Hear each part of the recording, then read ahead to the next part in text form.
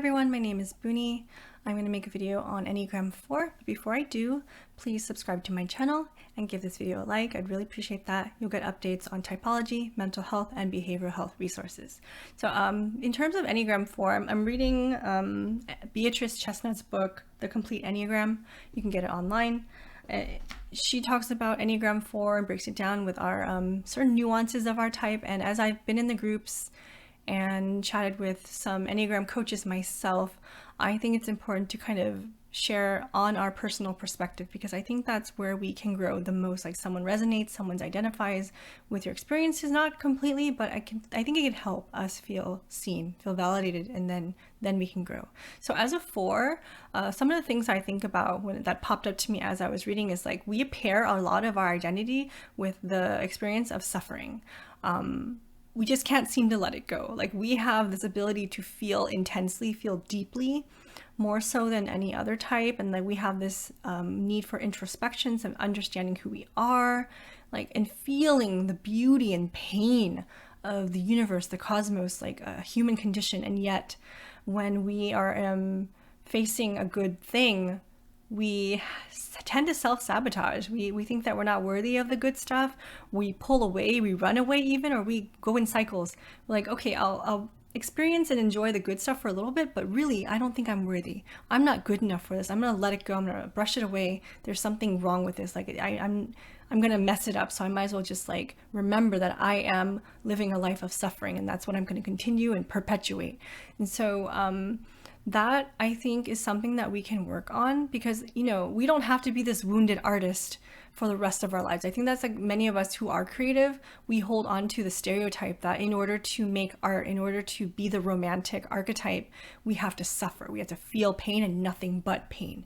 And while that can help us feel more appreciative of joy when it does happen, we again can sabotage living a life of more joy and more beauty and more gratitude. It's just like, I think it's our personal work as 4s to learn to be worthy, like feel worthy, learn to know that we are good enough and that we are allowed to feel joy. We're allowed to actually have it for the rest of our lives. Like, we haven't done anything bad per se, and yet we kind of hold on to whatever early messages that people have treated us. Like, we focus on the negative, right? We focus on the suffering. We focus on very intensely the things that have wronged us. And so we make that our identity. And again, there's so much more that shapes who we are. There's so much more that we can offer just as we are. And yet we focus too much on the negative story when there's more perspective and more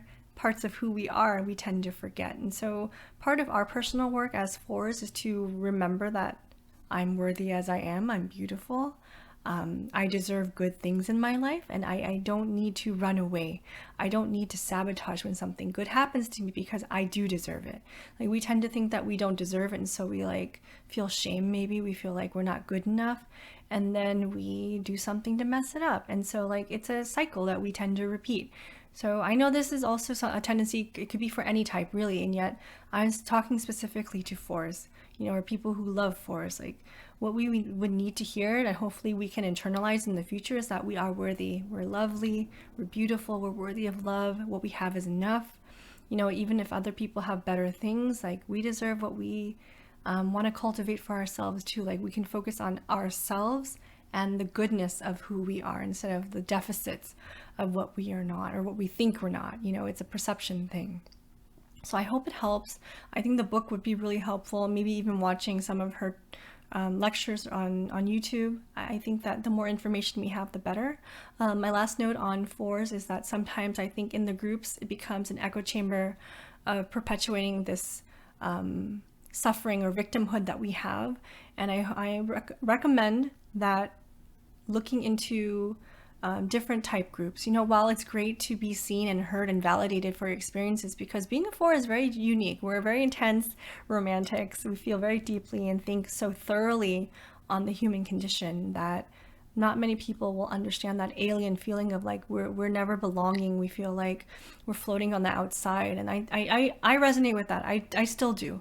And yet, you know, going to different groups will help us feel like maybe that person can give me a chance. maybe I can try some of what they've done to empower themselves and grow. You know, maybe perspective is not what you're getting from the group that resonates so much. You know, there might be some areas that we're missing, right? So if you go to different groups, you may find more perspective, and that can make a world of difference. So again, if you're new to my channel, please subscribe and give this video a like and share in circles and with people you think might benefit from it. I look forward to seeing you again in the next video. Take care.